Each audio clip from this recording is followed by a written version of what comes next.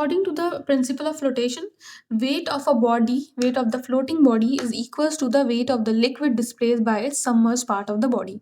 Whatever the weight of the liquid displaced by its submerged part of the body, that will be equal to the weight of the floating body. So this is the principle of flotation. Now we will understand the relation between submerged part and the total volume of the body in terms of density of body and liquid. It is given on page number 96. So I told you that everybody wanted this situation. Which situation everybody wants? Every solid wants to get this situation. And weight is equals to buoyant force.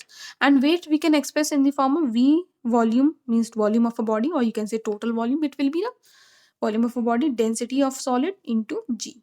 Okay, will be equal to what? Volume of immersed part.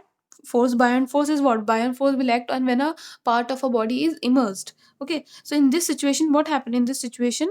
This is the situation of like this. So in this, bodies are just immersed below the surface of water. So V immersed into what? Density of liquid into G. So Gg will cancel out because G is 9.8.